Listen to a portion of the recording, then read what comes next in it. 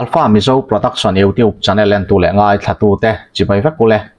November ni som le pasari sang ni som ni pali pathian ni ania voin ni hun lim taka mang turin du sakna kan hlan chewani kan video masalama kan ron tala nang khan ground report kan ngai thale anga jiri bam lama kan unaw te in le lo tun thenga kan riat the china hian in som ni akangrala adi telin kan ngai thanga chumi ma chuan tholom chungchang kan ngai thanga he thu kan buat sai hi zan lai dar som pani pel nuania frontline duty tetan PR laram engi pula ro lua puro thang liana ailin gangte puvora ralte ten tholoman ron tho atin pucham lianan kan unaw te martar te ralna aron thoa anni ba ka hian saipum khotang tangrual chuan jiri bam lam kan unaw ten har satna anto na satjia ria in atul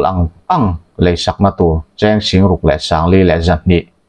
anron hlan boka pholom ron tho tu jong chunga lom thu kan soya ale tam tak mal som na lo dong zel turin du sakna kan hlan chewa Manipur chungchanga MZP in press release an siama he hingai thale lok teang November ni som paruksa hi som ni pali inrin ni chamadar som pakhata khan MZP General Headquarters chuan MZP Conference Hall tun naya Manipur kan unaw mi som te Central Reserve Police Force CRPF ten Jiribam District an ka hlumle annulam thilkal zel chungchanga emergency meeting akawa meeting hi President Pu H Lalthiang Liman akai ruaya meeting chuan he thil thleng le annulam thilkal zel postmortem ti khotlai chumi nuwa an ruang pek chua ti khotlaya zofa te du dan ngai poimo bia lova helicoptera ruang handa tura Manipur state le India sarkar malak na hi alom omlo hle in na ria a an ka hlum to nuwa po kan du anga ruang po kan buai pui arem ti lo hi MZP chuan alung oi lo thak ti in an lung oi lo thuan tar langa Mizoram mi pui lung oi lo le thin rim na in mung mek ngai to in mei te tan hian tu te emo in sum zo lo kut tor mai theina MZP chuan a om ni in na ria a MZP chuan Mizoram sarkar chu mei te te sahim na ngai to turin angena Mizoram chunga mei te om te po film khur turin acha ani heti rual hian Manipur state khopui infala po Mizoram atanga lek hazira om ten mei te kut antor lo na na mala turin MZP chuan India sarkar phutani MZP chuan Manipur sarkar hi aring lova Mizoram atanga zirlai te himna chungchanga po Manipur ni lova India sarkar malak na hi abei seina phutlatani Mizoram atanga infala zirlai omte himna atana malak ani lova tuar an omani chuan MZP chuan angai thutak hle ang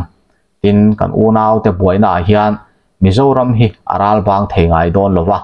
chuwangin Manipur sarkarin meitei fir fiak te akhwa khir thei ma chu an state science le technical situation ranga Mizoram seat te institution danga betiri turin MZP chuan India sarkar hi aphutin angen ngal bokani Manipura zofa te tor na hi MZP chuan a ria in angai event renga annat angin anrenga ni ti in thuchwa anron siamani kan soita kang khan Manipura tuna hian CRPF an tam em a bikin jiri bam lama tin Assam Rifle te po an la omboka chuti chungchuan marveng lama meitei ho ni som le parukzana khan an chele vak maya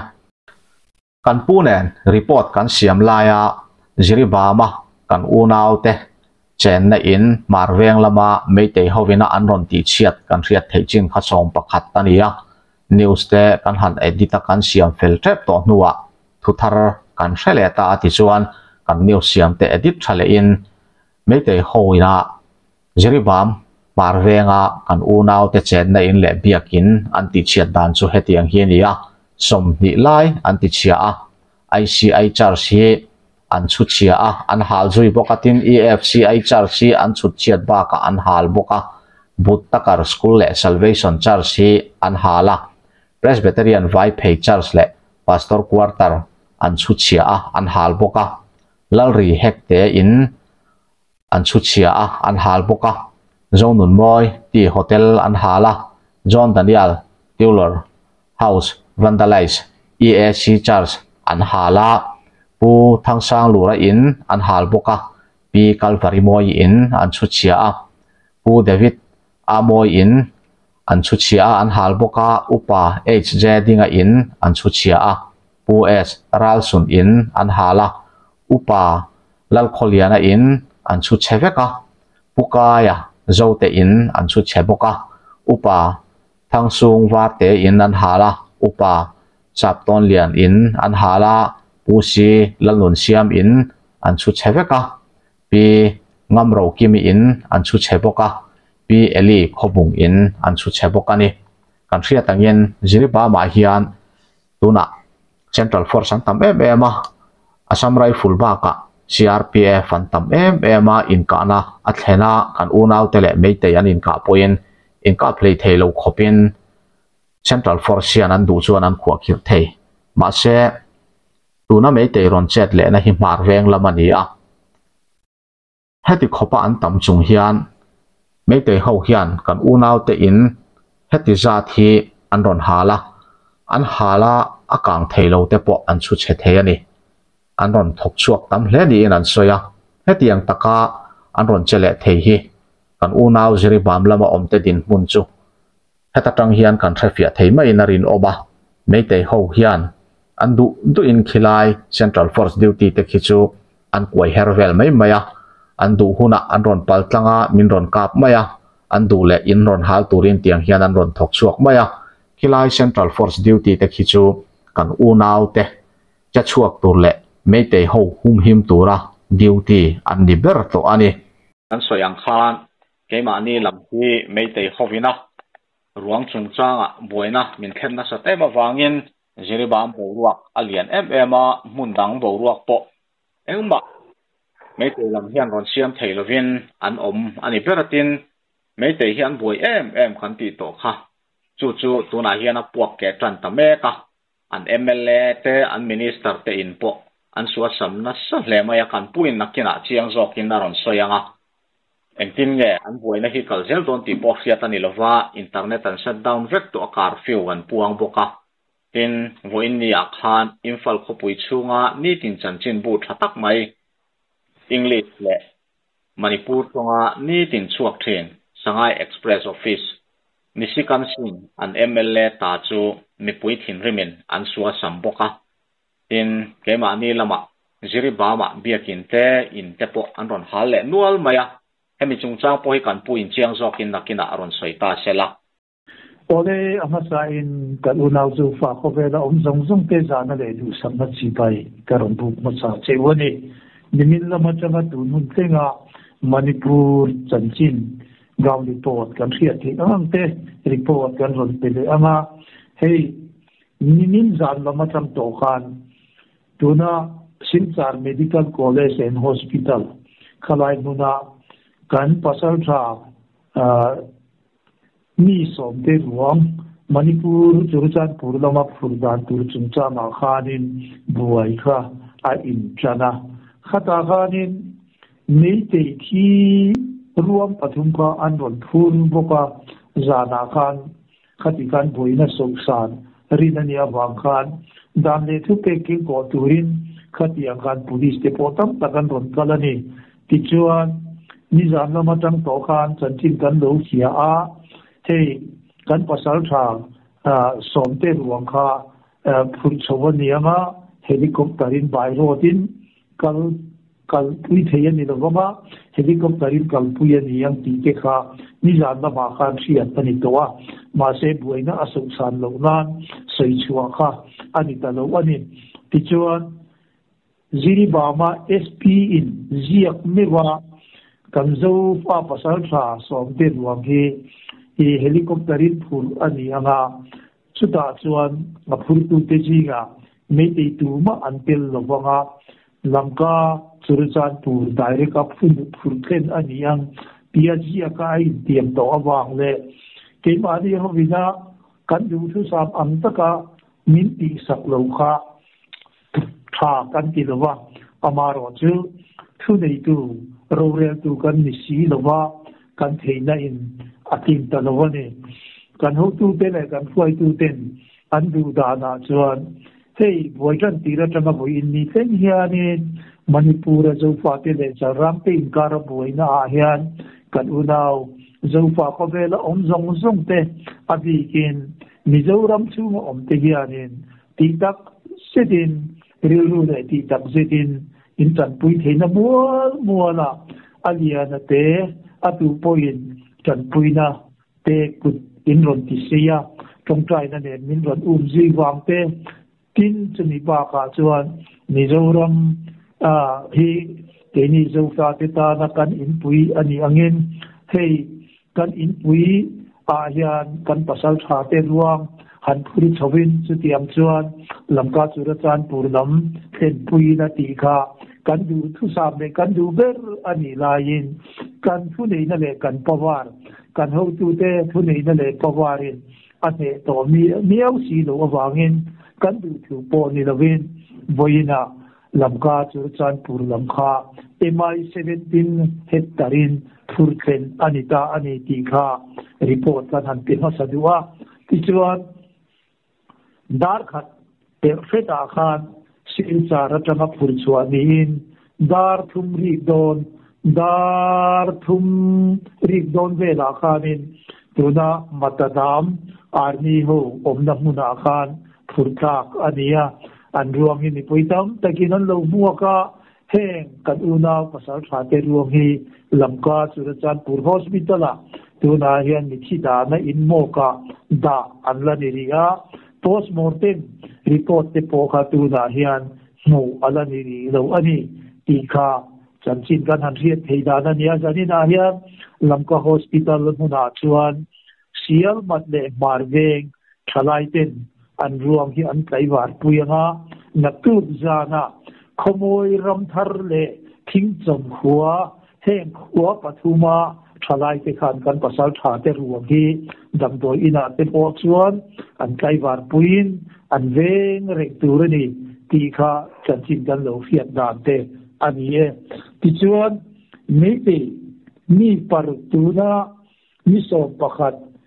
November sam hi som hi palia jiri baba buaina boro bekra a in kana tenga kan nei ti chalrang mi patni thi in paru kharu bo ania khang ru bo te kha an phak na le an ten na chin riat ani lawa nei te te chuan pan zawaya changrualin nei te mi pui te chuan he kan mi paru bo te hi abo abam om lovin muki le vek ani theina Manipur sarkar chuan mala rose ani ho hi pakhat ma thi duran ni lo engti kongzo point an nahi chan himin kim biayin kan hule turani tin meite Manipur diren singale ani minister te ho le MLA zongzong te ne na khan thu ania amaro chuni jamna ma khan tuna ziri me tuiruang kanti barak infinna helai huna hian kham ni thuruang te ka pathum ni min lama khan sarania voin lama te po chardel zel ania kichuan meiti te ruang ni paruk te ruang kha char ani hu ani to atu na hian Silchar Medical College a postmortem turinan omne gani chuti lai chuan Imphal khopui West Imphal district ate le Manipur hunrang thanga khopui chuwa buaina namen lo achuaka tichuan boin kai dar ni le achan ve tang khanin curfew kha khun tiam om lovin curfew puanania tunayan meite ni pui lung oi lo thin jim te chuan Imphal khopui chu keisam pa te hunrang thanga MLA le minister te omna khang ho zong a khan an MLA le minister te infan suwa sama hai kengwa te tayaran hala tichuanin tu na hianin an buai na sai mani ti kha เครียดหินออกมาคุไรละมาพรีจวน security force central force เขาจวนสินายอันเป็นพวกอันนี้ตีขาเครียดอันนี้บกาที่จวนไม่ตีที่จวนตัวนายานอัน minister อัน chief minister เลย cabinet minister เตบากาMLA จงจิตอินบานเวกตูรินอันปวนคุมาจันทินกันโลหิตดานินนักตู้กายัน MLA สองตกหัวเตจวนมณิปุร governor เดน่า MLA อันนี้น่าจังอินบานนั่นเลขาอันเปอัมตีคานอันรถพวงบอกว่านี่เฮ้ยอิมฟังเขาปุยชุ่มเลยอาเชเวลาการฟิวรถพวงตูโปฮี district magistrate คิรันกุมารอันที่ยาดามเดทุเป๊ะเต้เฮ้ยอับไว้นะสัตตัวเองอับวางเงินเตรียมจินอมลวินการฟิวฮีปวนอันนี้ตัวเองอันที่บ้ากะตัวนายไม่ไปตะขัวมุ่นตินะบวยนะนั่นเองหรือว่าชัววางเงิน state สรการจวน state ตัวน่ะมณิปุรไรฟูเต้เดมณิปุร police เต้ state force เอาเรื่องเลยเขาจะสุดที่พออันบันสับเด็กดำโลเอโมอันนี้โลจวนขับไปข้าส่งพวกมุลงตูรินอันพวงบกอันนี้ที่ชวนให้บวยนี่อินกานี่บวยนาทิ้งเลยฮะตัวน่ะนับโบลาเลยมารามอันตีนั่นละมาบวยนดาร์มีบอร์เวลจังคันอินกาน่ะทิ้งเลยฮะกันอยู่น่าคุกี้ภาษาชาติชวนไม่ตีเต็มกาบเลยฮะที่การอันนี้สุสานสมัยชุดที่ไล่จวนไม่ตีจวน police โอ้มีปุยเตจังว่าอินโฟสามีปุยที่มีปุยนี่ที่นุ่นขัวที่รักมวงหลงตู้ห้องสงค่ะตัวนายันคุกี้ห้องกับตุรินการรอเซเปอันอินเดียอามารอจูกันอุณาวคุกี้ภาษาชาติขันไม่ตีเตขัดยังอินโฟสาขันหันกับขันเลี้ยงจาวาอันการเชลัยวิดีโอไวรัลเตโปมูตุรินอมบกอันนี้ตินซีรีบังละมาอินกานาสัตต์อัเกงเดียกันจินกันหันที่ที่ดานาชวน CRPF เตเบไม่ตีอารัมไปเองก็หูจำกบินขัดยังขานกันอุณาวตูนาอีไซรอนลำเซจังมองบุงตัดบุงเละบุญรังสันติกาอันอินกาปะตูนาเฮียนเองอันกันเสลวมาเซกันอุณาวโซฟากูที่ภาษาชาวคูมาอมหูกว่านินอันเราเราเต็งเขามายาที่ชวนกันชินกันเสียดานินอันจีนเลยตัวน่าจีริบามเขาปุยสูงก็เฮ้มันสังอาเตอินหาเทหาลินเฮ้กันหันเสียเทดานาชวนอินตั้มตักเบียกอินเตโปอันหาตัวมีอินกันชินกันดมนาชวนอาศัยอันนี้เฮ้จุนเทมาขัดกันชินกันหันเสียดานินIndependent Church of India, Biak in, and Haltoa, Evangelical Free Church of India, EFCI, Biak in, and Haltoa Boka, Tin, Buddha School and Salvation Church, and Tia, Salvation Home, and Biak in, Tuna Sikutepo, and Haltoa, Presbyterian Kofan, White Kofan, and Biak in, Pastor Quarter Po, House, and Itoboka, in, and Haltikan, and here Danin. Lalri hekte in zone moya ki hotel tin tipu hotel nya zone Daniel Tulor ay in kha answa sambuka tin evangelical church assembly church EACD in answa sambuka pu thangsang lura in an halbuka pi kalvari in answa sambuka tin pu David Amo ay in tepo answa sambuka niข้ามไปข้าจันชินกันหันเสียเทดานั่นเนี่ยที่ชวนตุนเทียนอันนี้โหเทดาเละวินาเฮกันหันเสียอันมานี่โหนี่ตุนมาเกมานี่โหกันเฮเชียนักเซนเดนักปุ่งปีเตอร์พุตรันทาไลที่โปคันอันนี้เดาจองอินเฮมินปีเอลาตุนาอันมานี่ลำปะมาเฮ้มีปารุเวลที่รวมกันหันหูตาขาส่วนตัวนายันอันขินริมอันรถสูงสังเวตากันเสียเดียนสิ่งอะไรหูเตเฮกเตจิงาโปเฮียนมณิปุรเอเมเลจิงาเตโปเฮียนอินฮิลบอกว่าอรูตะกา hey in entry che ma an ni awangin tu na han buai tak mai chu le nei te hovin nei te nu hovin thiam lawan chana hey tu ten hian in the week of chuaka can be done by station or box do tu na afsa ka police station munjuka in ron puan bela hey inan puan bela ba security force te chuan kan kanwal le kan pasal thate an uma heti ang hianin ro iron rela iro re da de ikilti da ni adik lo chu wangin nang mi ringa hi in ban san toro I sun ke na tan hian a chuk sa toro hey manipur ayan rem na le muan na iten thei don si lo ani chuan ani lo le kan hel ma zo ku ki te hi isi pai ho ne din he thei lo ani chuan ke ni nu ho le manipur me te nei che ho hian si lai kan ron ko chelek ve to ong in thei lo ani chuan ti in ti el na te khatiang khan chong khiat tu hi atam to khop maya me te ho ka phang tu na aram bai ten gol le an ram hloi ni ho ko an ka phang tan to he kan khelawa pangal muslim te chau lo hi chu manipur ram chu ma hian ke mani me te ho ral in do de na hian min pui tu ma an om lo ti in an ron puanga chu wang chuan me te muslim pangal kan ti te po hi tam tak me te ho ji na hian ke mani zo fa te do tu hian an tel to ani ti hi asiata chu wang chuan kan sin khurde anga yani tin chu mai wa ka chuan kan han soi du pakhat chu mobile number 8119977811 hey ni lalsiam lian tuna ji wa ma siati ho bina an bai sakat hi te ji na tel ve kha ania mobile hi mail ma te kuta ani to awangin he ni number tanga hianin mi zong lo fin ko turin kahanin zawal bo ani ole zanina akan puya manipur gaw report kan han te thei te chu ania hey munrang thanga te kan han en kuala kan han ngai changa ma se tuna hi chuan munrang thanga te tuna kan han puan thei chin ba munrang thanga te khan boina khan pa om lawani chuti lain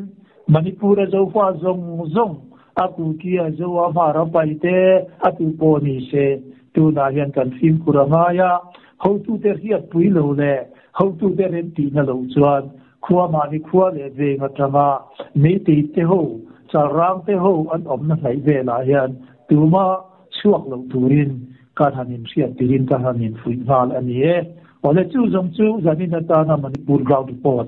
ata puya kan han te theite chuan ni to ka lo me ole abeng wa thla ke nia kan soyang khan ke mani lam hi chu boy ve vio mai la ke ni a hian mei te an boy fe zo ka kan ti to kha tu na po an minister te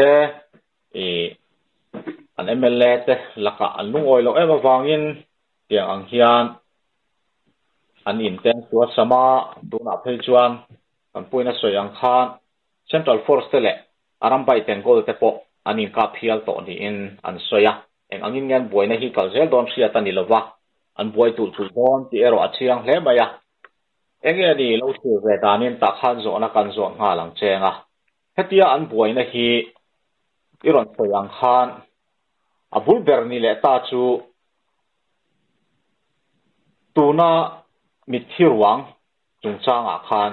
meitei an lungoi lawani hei ti khopian kan veng him don che u intia tin chu mai pia lama min veng him intiam pia lama boina hi feltep to inti thul ama ero chu vo inni thleng in engma ti fel ala om lova boina la he lova heti hi kan la ni renga chu wangin tuna meitei mi bo te po kha an soidan chuan police station atanga lak chu an ni an titlat maya makhop maya kha dot an soi chu arin om lova chu ti ni si chuan eng tin nge ni ang khoya khoi police station atanga lak chu ang an ni ang ti po kha ria tani talwa ไอ้งาโพชุลนิตาเส police station นัดจังลักชวนนี่ค่ะทิลมักเด็กไม่ยันนี่อะดินขัดยังงาอันหันทิลเจลแต่ค่ะทิลมักตะกันนี่อะตัวน่ะเฮียนเอ็งทินเง่แห้งเฮียงงงอันไหนเสียหลังตัวน่ะทิลกระดานหันเอ็นเฮียนไม่เตะฮีเกมานี่ลำโพมินรอนกับมันเล็กเหล่าเฮียนอันบวยตัวไม่ยังเอ็มตีลายแต่ค่ะรัวอารมณ์ออกมาเอ็งเงี้ยนี่เราทีเวทานินไม่เตะลำปังฮีมินรอนกับเล็กตัวจงแต่เฮียนอันละรอนจะช่วงเล็กเทยทวินอีริงเอ็มตินตัวนั้นบวยนั่นแต่ฮีเอ็งอังยินเงี้ยอักลเจลิรินกันวินไอเฮียงห้องอันไหนทุยเสียหลังตีเตปอกเขาเทียนี่อะสุดที่รัวจวนินเฮียนั้นริเวลเล่ยังอันโจเวลมายังตีเตปอกเขาที่ลมเทียนี่อะอีโลที่เวดานะเองนี่ตุนบวยในเฮียนห้องอันไหนโชเจลิรินดานเล่เฮ้ยสุดที่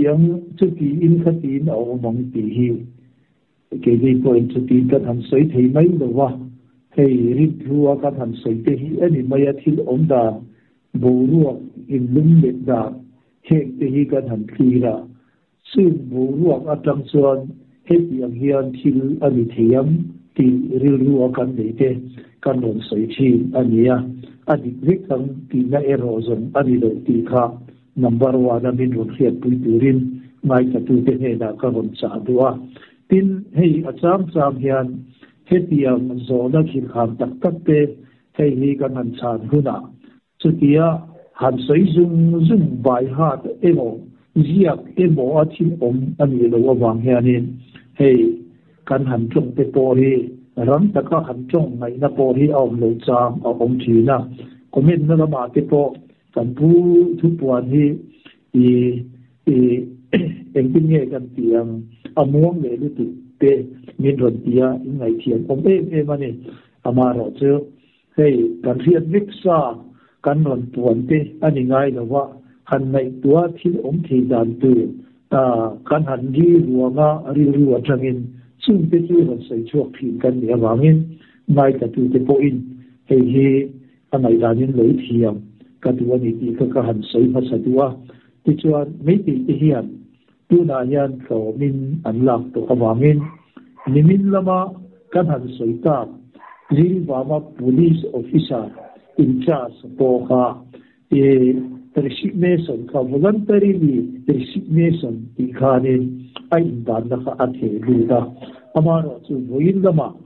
manipur buai na awangai le manipur nipuyin hetianga kan han tuan na sa awangyan tuna yan nel madoi turin rambe samtan kat inte etin an pathian ma a athitiam laiข้าอาจจะหลักเป็นไวรัลตุรินอาองตาอันนี้ค่ะจีนบามละมาเพียงเลสีเลียนจีนบามนี่เลซ่าอันนี้วางเงินจีนบามละมาอดีตกินเกมานี่โจฟาติดิตุรินอันนี้ค่ะมาอาลารอนฟวยดอนตีค่ะอาขียตาวิลาอินกานะจีนบามหุนาติโปคานอันนี้ค่ะมาอารอนฟวยโตอันนี้ตีละกันตีสวยโตอาริมโตเลยที่ค่ะเกี่ยมาฮิรัวอารมณ์อันนี้ที่จะให้ฉันจินทุรุกันหันเสียดานินตัวน่ะกางไว้ขบุลฟูลจางกันตีฟูลจางขัวกันตีให้ปังกัลมุสลิมขัวเตเนน่ะอินใส่อันนี้ที่จะไม่ได้อารมณ์ไปเต็งกอลหูที่จะตัวน่ะ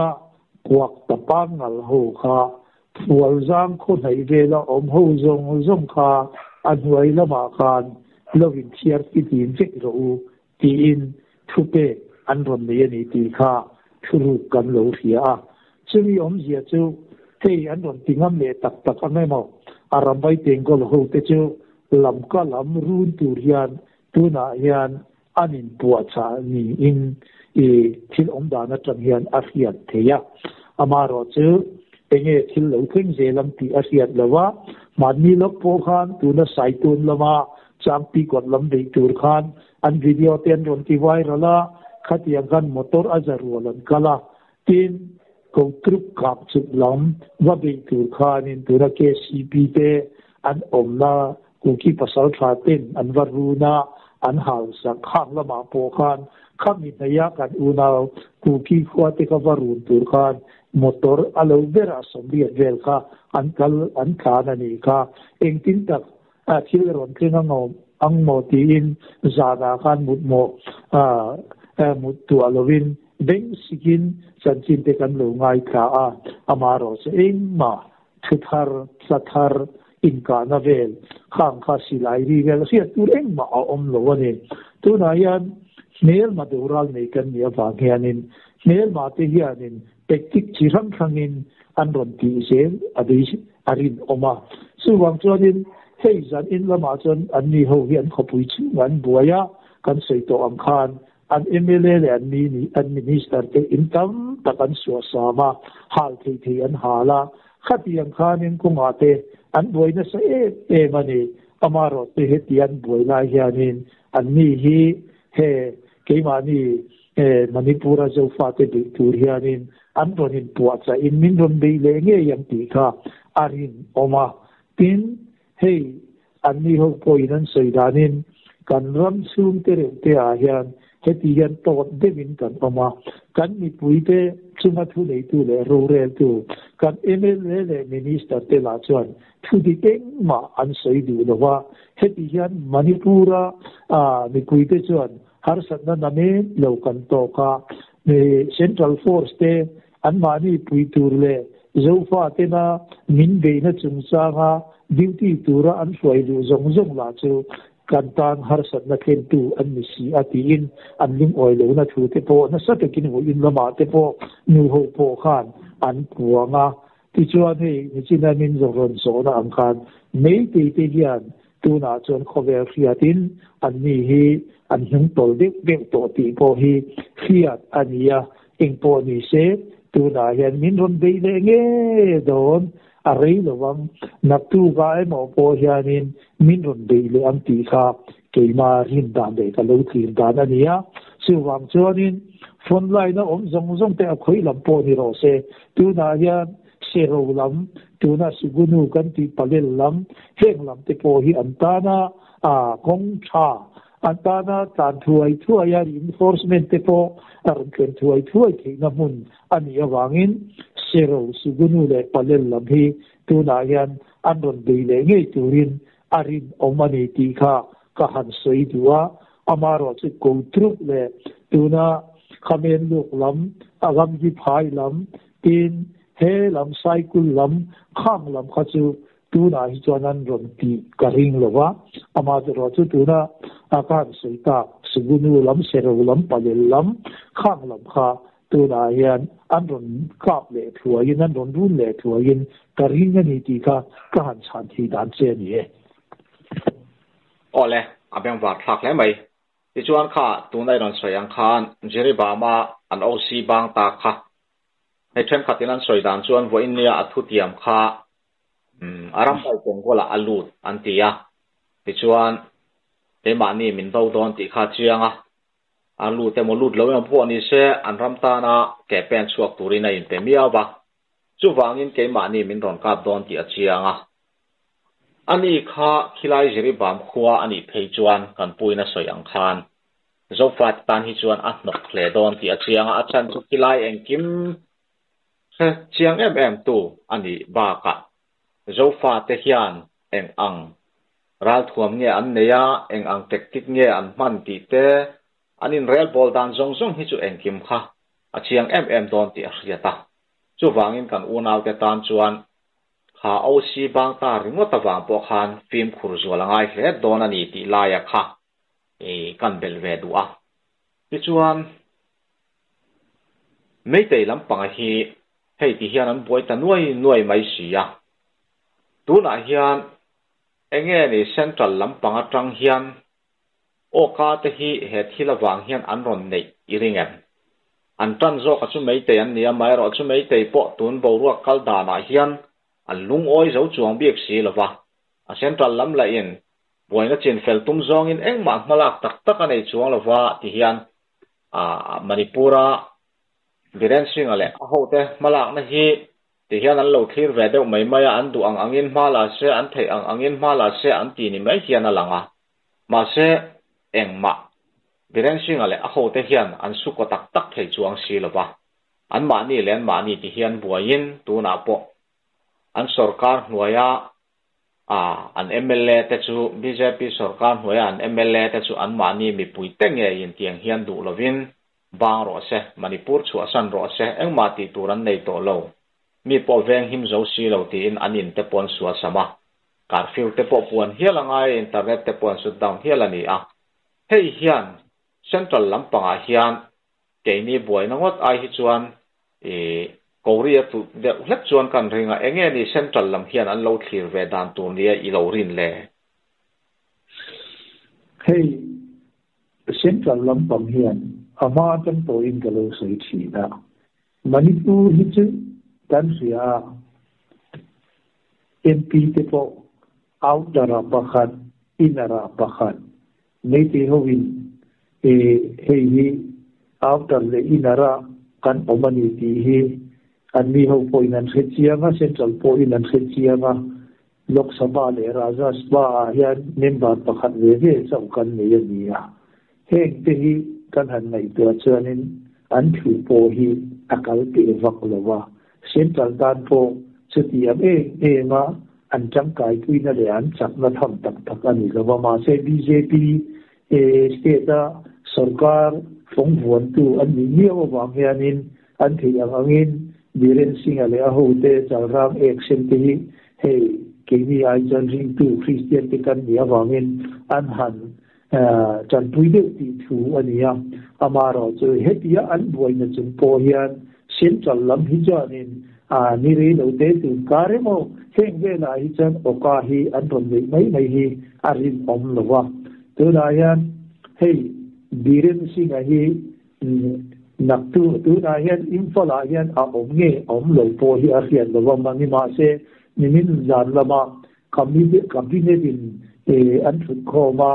khang ve la khan om chuni om tak ania karin dan chuanin hetiang an boi ta ka chuan naktu lama hian ama thi ambe hianin apu Amit Shah ne na zual ko turin atok krak chu arin omani engkin nge niang kan thelawa Amit Shah hian engkin nge alo sayam engkin nge alo filam kan thelawa Amit Shah hianin puisa idi za kan te chia kan Manipur boina ching khel turin central lama tangin sipai mintan tu dan le thupe ken koa boina ching khel turin sipai company chuti ja min pero iti ang kape chia idu angin sinai le ral thuam le sum le pain ka thuam chia chuti chung toa ilam chung tere te a boina ching khel thelo ini chuan dia lo hau khet te po hi ari om hialani ekponi se awazual ko mama na Amit Shah engtin nge alo chadang kan khelawa amaro chuti mai chuan hemi Manipur buaina chin felhi thil all ai ani to lawa tuna yan nei te chuan anram Manipur in kum khatna ti ke khizongin engti kong zong main thil ti thei ani lawam antia keni la chuanin Manipur India nangni in Manipur ram inpu inreng pa ina Buddha Chandra Sinina Sankhatako Somli le Poko September ni so pakhada Silong akot kan timayam che khata alwin surrender pui inram del chin kilometer mile zarule somwa square pari Sinhi le samru le zana khamichu lokanang mani ram action hovin in ekna in ram phaizol ania keni zofa ten kan chenna kan ti le puatanga kan duaram te hi sap ho British ne da kan ram hi kan in surrender dar ve ngai dawa hei hi kan ram ania akhangaru in ve hi keni tan chuanin tu na zong alo mak mo ani to tu na po nang mani atangin kan om sang to nang mani atangin sum le pai le sarkar atanga chan puina le development eng ma kan hu to lawa tuna chang po hian ke ni chu ahanga to kan ni ti kha manipura ke mani zo fa te kan hu tu te ani pui te kan ri ru ani to a chu wak chuanin hei central lam hian engtin ni ma an ron la kang ka khelawa ma se tuna ni ni thum kar khat chu ma central hovin ma an ron la po hian om zia ani don tak tak chuang lawa a khanga ro wit ve na kan hu lo chuan ke ni po in engangin min ron ti ma se kan du don lawani amaro chu chu ti lai chuan kan ho tu manipura nam tina kan huai tu le kan ho tu heng ho zong zong hi zai khatan duana ri ri mun khata kan tu spirit administration kan mu ma lo chuanin eng angin har sat na tokin eng angin kan condition kan din ho hi om ma se me te hu ne na chuan kan thil tum kan mu ma lo chuan in re pui the kan ni lo ren na dang district autonomous district council kan ti te le thil dang hi chu ke ni tan om zia ani to don lo wani chu chuan ni awangin central point rem na on siam tu po ni se central tan po yan thil hau tak chu ani nge do na ni ti ga sei ding mayen i zo na te ka han sa nga te ni tam takin kan pu hi ani zo na chan te hi a chang zo ngai da wa a chang kuan kuala an ti china an ti di kani khati nga min nom dem tu to kha an ti di kani ke ji politician kani lawa chu ti nga ti en kim se tu hi kani lawa ni amaro chu ram le nam tam kan ti le thi to ti in manipur ram le a che vel te heng zong zong hi amun le ram te kan lo to a chong pe hi thia maram te kan lo ni awangin kan khiat thi anga kham te kha zona kan han chan thi anga kan han chan thi te ania kha ha te po kan min lo ngai thiam turin ngai ta tu te ka ron cha bok che wo ni ole abeng wa thak ke ni e khala ya khakan bel ve lo kanga report siam hi har sa khop maya a hau taka tin ti hian news kal dana zirin zona te kan han in zota tin kan newsa telmi lo te po zona kan in zo top maya chu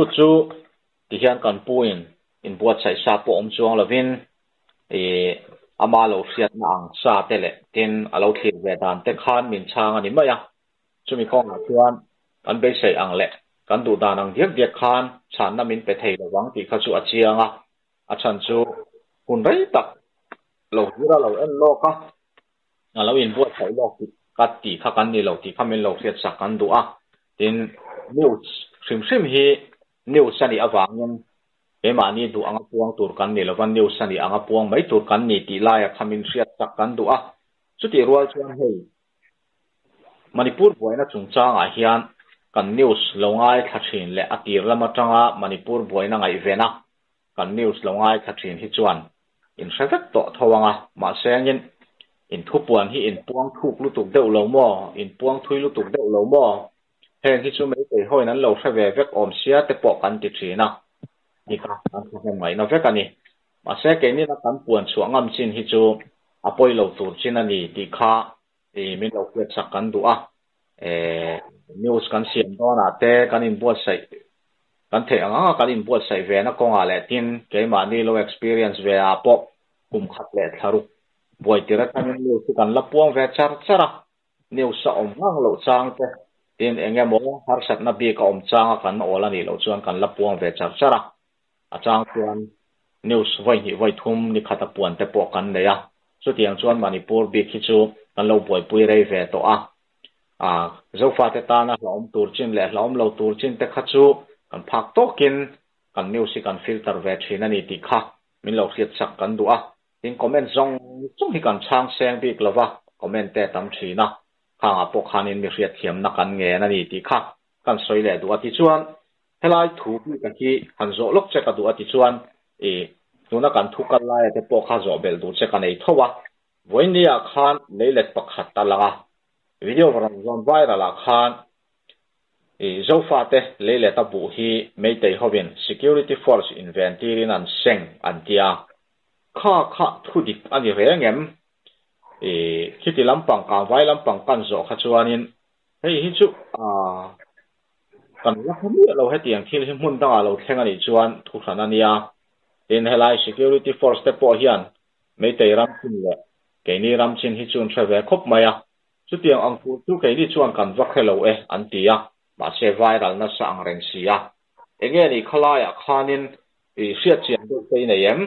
mei te lam hian ke ma ni zo fa te bu thar lo seng ringut an nei em moni le khami kha ke point ka lo mu le a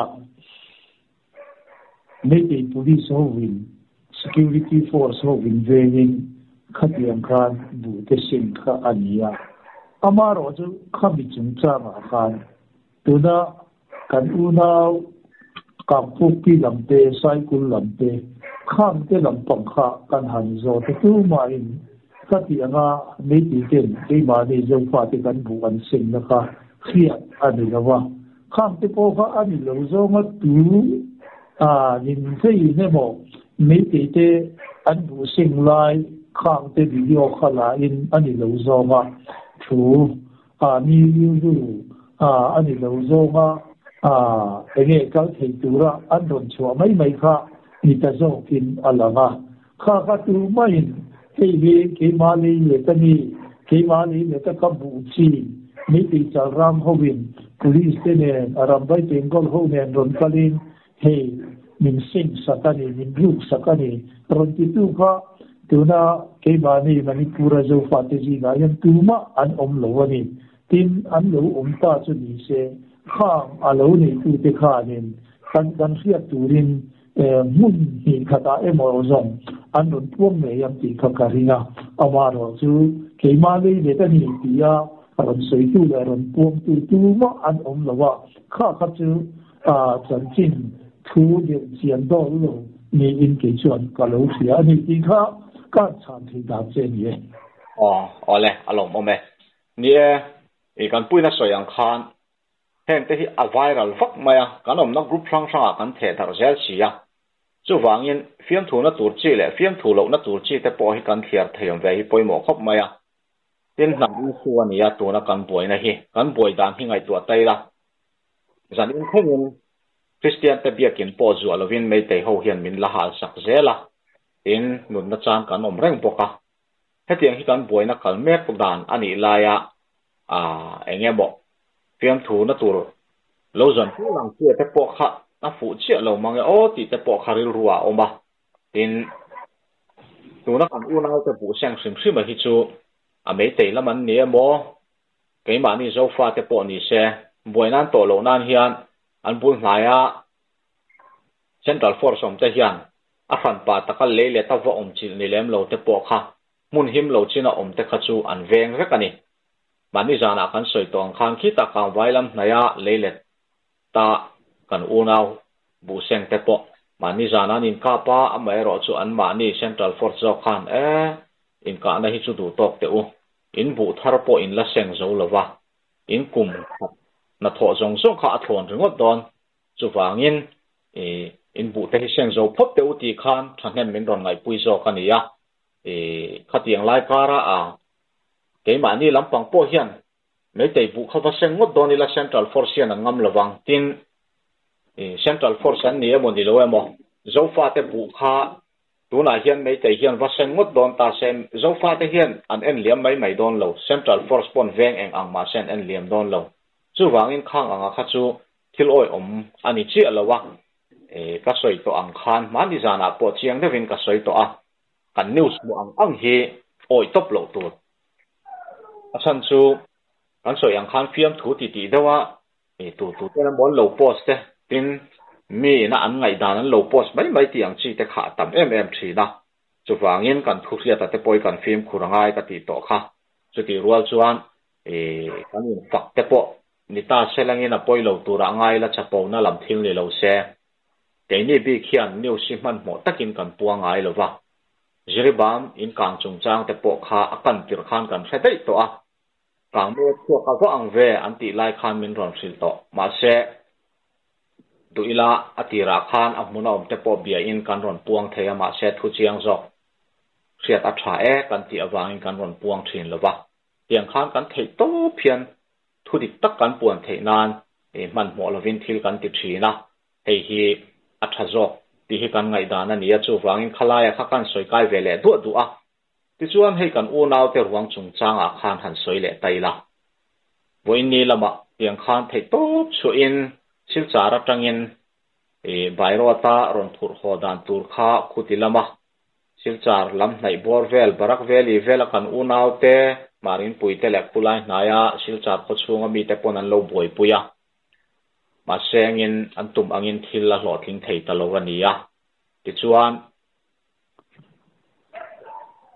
putilama thu nei tu sp te point hei hi kan thu ani lova central thu chuak union home ministry lam thu chuak ani awangin keini ti thei ani si lova chu wangin in dang boi lawang u antia ti chuan thuai tu ho te point hei hi chu kan dang thei tak tak don chuang lova helai mi te thu ni to lova an ni chuan kan du dan anga phut chua po ni jan lama te po min phal sak vek to a ma se an ni aya thu nei tu an ma ni thu pe tu zok in hetianga thilan ron ti le si ni chuan kan boina athui mai mai anga chu wangin an sokhat thu an huang hian ni kal tlang pui mai ang u ama ero chu an ruang hi kan kuta thlen ngei theina turin khoya ma pen pui lo turin in tiam tirila an tia tiang chuan sp te dc te pon in tiam tir thlapan ni pon kan tiam cheu lamka a khoya ma peng lovin an thlengang an tia an in tiam ang ngein lamka an thlen pui ta ni a ka soi to ang khan pulai ruang boi pui tu te po an in thlafunga se oman ti khop maya chan chu helaya martlang dung chawa te kolasi pa te vaireng te lama te po amwa dan tur te program lo siam lo sa to te kha anom chok maya ma sengin tum anga thil la kal le tak si lo awangin anin buat sai na te a thlon vet ta ania ma sengin kan unaw khulaya ruang boi pui te po thei to pan chu a kum upa kum somruk chuang kum som sari don don te po kha tlai wa thak thakin an duty ve ni ya tiang chuan an biak thei ang an bia ma se an tum min tilakal thei tangang lova mizoram chunga om zo fa te fa te ruang lo muak tur lo in bo sai zong zong te po thil kal dan kha kan riat thiama ruang boi pui tu te thiam lo po ni bik lova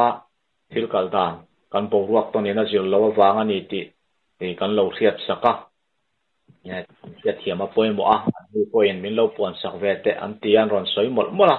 halaya khan keini point kan riat thiama ngai ani ti kha kan soi du ati chuan ITLF ina thu chu an ron siama khan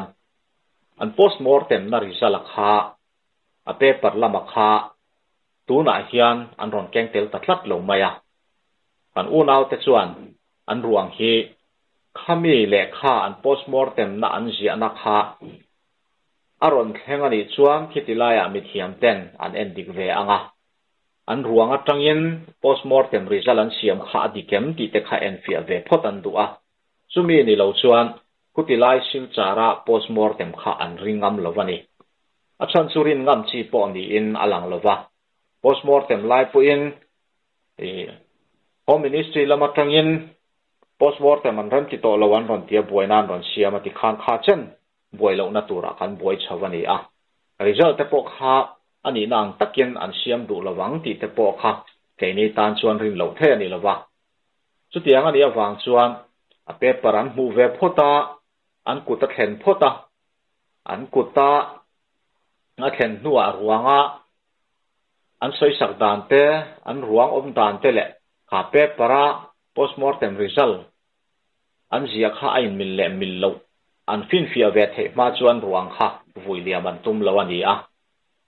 hei hi enge ni a chan ni theya i lo thlir ve enga tinge khang kha a ruanga ber po heta kulaya chuanin engma kha post mortem result chung changa khan an ni malak na tur le ti tur om to lova an ruanga kha eng ngel hiam an tor ti lo endik kha an ti tur ani maya an endik zo to chuan post mortem result an paper zong zong kha ron petel tur an ni ngei lai khan an ron petel ta si lova heta hianin enge ni meite hian thil tum an nei nia hiat te inayem enge i lo thir ve dan le เฮ้ยอาจารย์โดยลำบางทีมีกันมีละว่าข้ามีจงจ้ามาข้าจวนนี้ใส่ตัววักกันมีลงนะช่วงนี้เฮ้ยมีที่ไหนกันใส่ตัวอังคารนี้มีปารุเวลรวง postmortem มันหันตีโสคานี้ข้ารวงประคัดเวลอันหัวคานี้ศิลายะกานะ bullet injury เงี้ยกันเตียงศิลายมุยนั่นเด่นฝูนะข้าเอาอมหรือว่าข้าอธิเวเนเสียอินอธิเนชันเตโปข้าเทียงให้หมดเองให้หมดอาวัวกับวัวสุดเด็กอันนี้อินอันมิดนูข้าเตโปข้าเข็ดชัวสักข้าอันนี้จะเสียข้าอันที่เนชันเตข้าเดี๋ยวนะด็อกเตอร์ postmortem ติดอุติข้าเนี่ยข้าเตโปข้าเจียงตะก้าอันเสียข้าอันนี้จะเสียตาเชื่อมกันเสียข้าตา postmortem ติดตัวข้าลายะ doctor head of in charge head of department โปข้าสินจารลำไม่เป็นมันนี่ปุรีสิงหาข้าอันนี้บอกเสียข้าว่ากันนี่ปอยทูเองกันเตียงตัวน่ะข้ามี postmortem อาหารเตียอาทิตย์นั้นจันทินดิกตักอาหารเสียโดนขจรนินอากาศถึงตัว CRPF เด็กอินาอันปวนดานหลาคาน National News อาเตศิลายกาถึงอันนี้อันตีรายการยังวัวถึงเองโมทีเด็กวัวข้าอันนี้ยังข้าอาเซียข้าไงเสียอินจูละว่ามีมุขเขชัวข้าอันนี้เลยเสียข้าที่พวกข้าอันเสียไงเสียข้าบางข้านินเฮลมาอันหูตุปาดิเรนสิงเลยอาหูเตอาจจะลงมามีที่ข้าอาหารร้อนเวทเยซูมีอินเสียตะข้าที่ข้าสุดที่อันนี้ตักเสียจนตัวน่ะ postmortem อินที่ที่พวกข้าเล่าที่ต่อสู้ที่อินทูอันหันตัวข้าตาข้านินข้า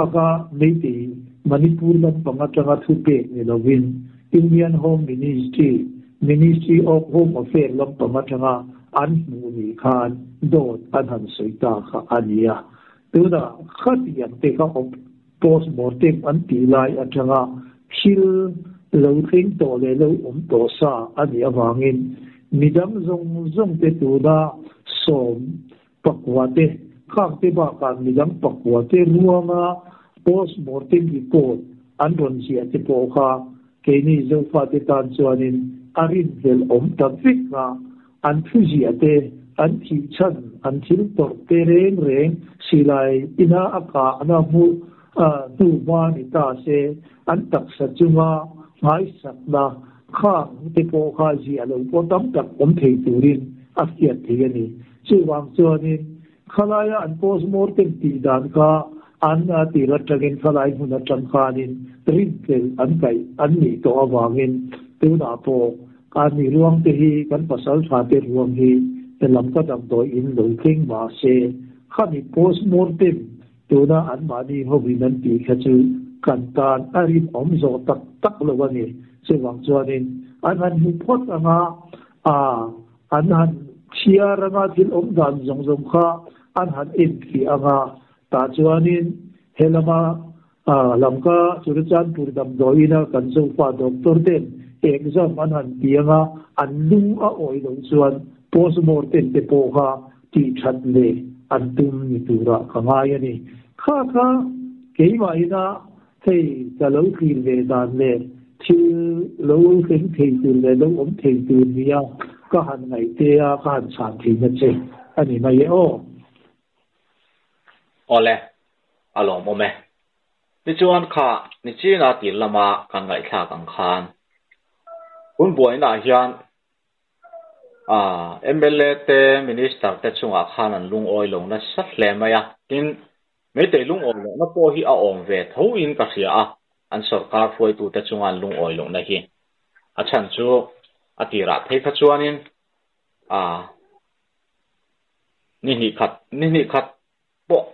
ถึงระหว่างคานเจ้าฟ้าเตข้าวัตถุจัลเวกเทอินเบสเซียขัดยังอารมณ์จะช่วยคานนี้มาเสียนี่ขัดตุกจัลจุดสวยเราให้กุมขัดเลี้ยจังเวอันนี้ตาสุดที่จงชวน min tuk zal lo mai ni lovin athitam zo kan lani zela hetiang hi thil ni dana ni a me te tan hi chona be don thak le ang tirin oma mi puyan lung oi lo po hi thil ong tak ni na lang to a ma sengin arambai ten gol te hi biren singa thun huaya om adu du ati kwal te ani na taka chuan vo in ni thleng po a biren singa awanga la him ti ila kan soi sual lowanga biren singa hu om lo ta sela chuan heti takhian arambai ten gol hi larpon larinarin om lova tin zalen taka leng ngam po hi an ni arin om to lowa chutiang chun din munani lain an minister te beina khan an telve ninge ina lang tatlat mai sia tuna kal dan han en hianin biren singa thu nuaya po hianin arambai tengol hi anom tak tak le to lo ti na te hi ani theyang em enge tun mei te bo ruak sim sima hi ami puya hi chu thu hran ni ta se an underground howala ni se tuna ti hian man tir le to sia helai vel thil kal dana hi enge ni lo thlir ve dan le hey an ma de mei te ho thu fin chuan ni jam re ga thi jam me an tia mi hing kan tam chuan e pok atam an tia an sei na ber chu mi hing kan tama mi pui kan tam chuan thu buai na buai po atam du an tia chu tiang de chu an ni ta a tu na yan ama point ka lo sei to a hey arambai tengol ho nen tangrualin state police te nen tangrualin manipur zofa te kha min ron to wa isoi to ang kan ni thum chungin kangpok pi district po kan tho bo je kam ti kha an nia nei te vi pun te an ho tu khang ho te po kha an tong cha po e mani amaro chu khati kan hanin be ya kan hanin be ta pa khan an ni ho kha athi tam zok le ahiam tam zok an tam pe je la ti khanin an bi dong to khokin india sarkar ne po inmail ma asam rai ku te ho po lo lam buna khatianga rab noi mi burma myanmar rama birwa myanmar sipai te hazar waya om ho kumtin maya kor somthum te a burma sipai ho ina a khatianga an lo hum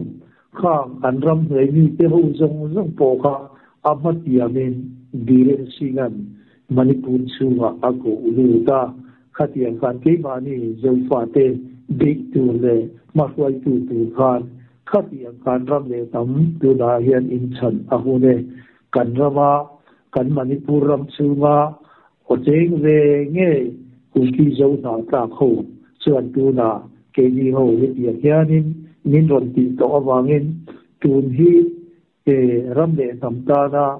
thapui chua in chan hun ani tuna ram le nam ta na in man lo chuan engtika nge kan ram ta na in pe khian ti in amatiamin tuna KYKL te UNLF te tuna KCP te khatiang khan ram zai mi te kha amatiamin a ko lu ta he ram zai mi kan ti ho zong zong po hi a in ya khura in re ma khur hi an om lova in air chim chen de ka oman nia ti chuan manipur ram chunga he barma ram chunga ram noi mi bi ru ho zong zong hi amatiamin a ko lu ta ti chuan ukhuru kam zong wa matangin he tangkhul ho rama hian a ron lu tira an ron kalna ko ma po mitam takha KNAD te ne in kapin nei te ho mitam takka tum an ni bokani mun khata phega chuanin hei som ti vel kha mun khata ril tra na mi ina om te ka tum le kan ni ka khatiang khan ko ma te po mitam takan thi ani kha khati khan manipur raman ron teng ta nge maya khati khan an ni ho po in do da mun tam taka khan maswai tu an ron changa maro chu an ni ho po kha ke ni zofa kan sipai kan volunteer te ma a kan engwa an dingai chuang lova ato pa atan che tuwa an changa huai sen anin chuwa manipura an unaw ไม่ติดจีงาคานเกมีกันมีเดียไม่ปุยติจีกันอินทิลารันดัวขัดอีกันไม่ติดรำหน่วยมีเตโปไม่ติดรำชูงาคานอันมานี่เรียนมานี่พออินเรนเทลวินขัดอีกันอินเอร์ทิวเทนินอันออกมาชุดที่ไล่ชวนไม่ติดอันวอลันเทียร์น้ำสิไปอันนี้ตัวน่ะอารมณ์ไปเป็นกอลโฮฮีอัตมเดร์เลยแต่ดีเรนสิงห์อัดโซ่แต่เลยสิบัสนาดาวว่าตัวน่ะราชสภาอันเป็นเลยเฮกเป็นนักจังกบอันสอนเท้ามณิปุรบัตเจ็ตปอยสาตั้มตักเตโปอันนี้หูนั่นเลยอันสิไลรัลความเป็นเลยนั่นอันมันชื่อว่าก็นี่กลุ่มเนี่ยนิงาตีรมเลียนที่ไม่ยังกุมินเนนิงาตีรมเลียนะข้างจันปุยนะปอยสาตั้งตัดรันลูตัดโปคาอารมณ์ไปเต็งคนเลยไม่ตีญี่ปุ่นหูข้างหูจงรักรวมเลยสิลายเอตุเตเลเองกินเลยนานะอันมันอันไม่ตี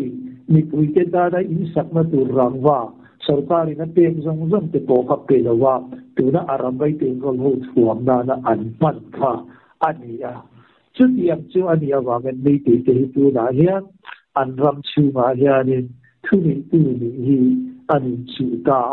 police ho la ya state police kan ni atin an ti thina mual la heng ram noi mi phen te om ho an om da mu na te hian an wa man to kan oma a in ka to kan om boka chutiam chu tu da hian mai te ho ram chu ma hian law and order dan le thi te hian om jia ani to lo wa ni tu na chan chi ka se thina tu de ra phi chwanin hey an be dok to kho maya an top khopa India president ne na tu na yan lekha anjia ka hei kakchi district lamatanga ania heta yan ni pui inzom khom pol chi khang pol chi sari te chuan India president ne na in Manipur hi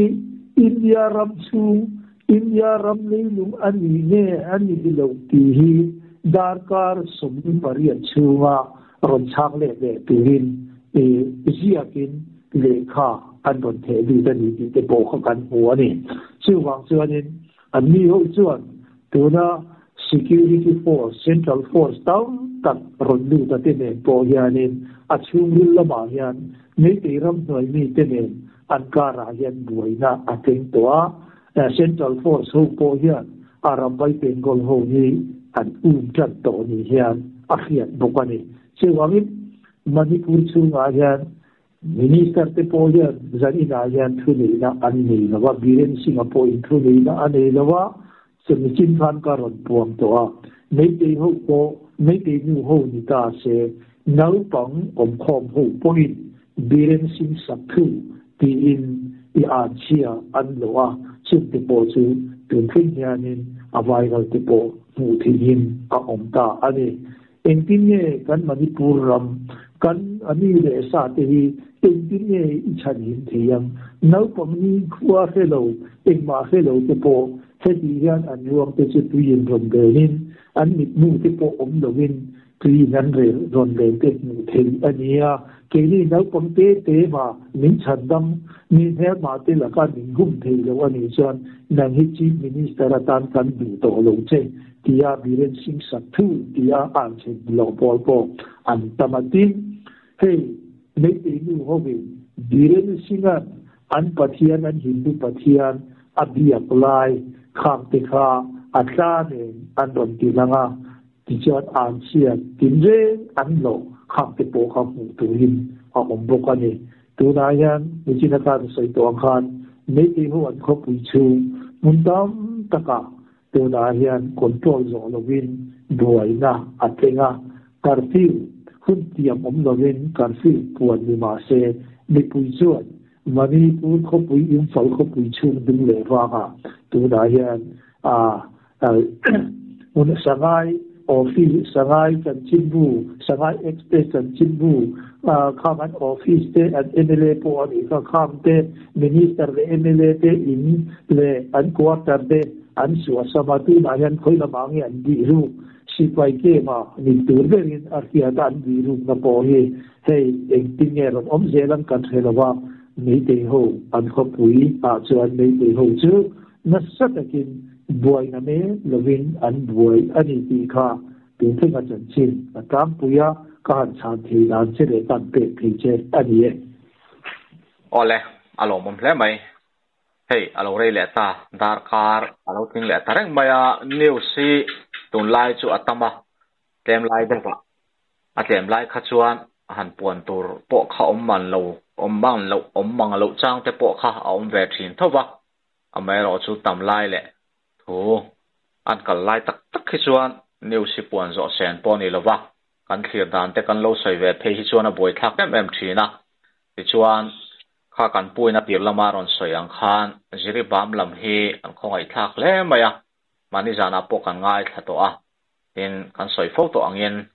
ziri ba ma hian tuna zofa te hi zana po front line duty anom reng anga ya sumi pia lama chuan kho chhunga po duty anom angai thowani a chan chu zan la ya an du chuan aru karalin front line te mu lo khan mei te hin ron lut thei tat mai ani chu tiang ani awang chuan khola ya kai barin an duty renga chun lama ero nu ho an duty thunga chu tiang chuan duty in ban lek rengin an oma chumi ani lo chuan kha man jana po kan riat ang khan zairon lama po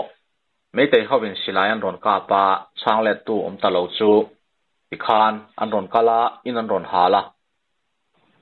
chuti maya kan urau te lam an lu mai tak si lo a chuan in lu alai te nen lam an ron hal ta vek mai ani a khang ang thila kha eng lai po atheng thei reng ani a chuti ang ani awang chuan duty ulukangai em a in a mei te lamala vo in tlaya te po ti khan anin ka ple chuti ang reng chu an din mun ani a tin heisan ina po an ron hal le a tuna in an ron hal hi chu an puina soi to ang khan an lua to lo buaina wangan tan chiat san to kha ania ti chuan zan ina khan in som pakhat ani mo kang le kha biak internet ni min ka hiao in som pakhat antia biak in panga le in pangai paruk akang le ni a khongai thak khop maya heng te hi engtin nge anin din le ang hetiang hian an ron chezel mai sia tin tuna po ka soyang khan duty ngai reng an nia eile bar po engtin nge an ti ang an din mun tur hi hetiang ai tur ngot po hian an khongai thak tak zet tani chuwangin heti laia tran puina ron lut te po an ni lampang tan hian kan han ti deuh pik zel thina nia khalaya kha an din mun kan fiat thiama poimo a mundanga te chuan hei tuna pon bu thar te an seng chho me ka bu thar ei tu te pon nei chho mai dona chuti lai chuan ziri bam lam hi bu an bu thar ku mina mi hi an la seng chi alova seng tur nei ve chun te point in an bu thar te pon seng theng em ti po riat ani lova chuwangin eng angin ngen din mun hi akal zel don riat thiam har sa ema helaya por le fan taka kanom lai khan kan u nau te chu a front line duty hrim chu soilo a kho chunga po ei le baran har sa to a kho pum puyang po hian puyan ngai tak setani chuwangin kan thu thar min lo ngai thak sak thin tu te jinga kan the ani chuan a mei che pol mhep kan ti te wme angzong te tin a ko khan angzong te pon ziribam tan bi khian kan rem chan angin ilo luang thuak thei tai la ti kha kan unau te tan tlom le za po don lovin kan han ngen sak le ngot mai ania an din hunan ma ni ina an han soya nu ho te kan thei chuan an mit tui hi ta zoi to maya an khongai thak maya ti lai kara mania crpf ho tiang khan an che a tuna hian crpf an min chiat ma wangin mania po kan soi to kha ama chuan operation an nei don te point thatakin an ron thrila ei operation kan ron nei dona an tia an ni point in chung te pon dap tir maya thatakin an ti maya ma se tuna chuan engma in thrila to lova khan an ron kalami in po ni se an du duin an ron dap to Armed Forces Special Power Act kha jiri ban ka hi chuan mi te vaka phum thor lem lo ma se an thu nei na kha an lek ko thang rang viau to mai ani chu tiang chun din hmun ani awang an khongai thla khup maya tong trai na lama po kan ria treng apoi mo le in ka ria a khalai bi ka khang kan puin soi bel du anei ve in ka ringa atop na poron khan hal ta selangin a tha ome hey kum khat de kum ni anei to kum khat de tharuk chu kan zo to ni in ka ria atir lama khat chuanin engting tinemo buai te ma ira khatian khan mun tina kan una ko le la zong zong ten min chan tu na wangin khatian khanin kum te kan han zawa kuma ron thar le a tu na yan nei ka tanga kan chiara ni chuan nei jun july august september october november ania atasari na kum khat le atasari na ani to a hemi chung zong zong a hianin eile in turte nau tong sikul kal na turte le thil dang si lai ral thom na tur nen he kan duai na ania ri ke ma om tom takte kan pasal tha kan volunteer te eile in turte heng zong po hi hei lo wa ngai tu angai chu ma chuan kan unau zo fa ko le la om zong ten thei patok chuin min ron tan tui thawa hei kan fiat po om khanin tuna hi chuanin hei jiri bam lama omte kan ti te hi an the ma an ni ho hi an ngai tu om di ta chu wang chuanin hei an ni ho hi an lei le ta te po kal thi lo hi tam takan om to kho chu an chan sada mi chen khat chuanin ri ke ma omin ama ro chu na hian khong hak tu te po an om thom mani kan volan ti te ho hian chin te nen chu na ni a voi ina in ka kan ti te po kha hei an ma ni lam hi chan tu an ngai ma chu wang chuanin a thi ra ma ni chuan jiri bam lama kan u nau te hi tun lai chu han ngai sap de vila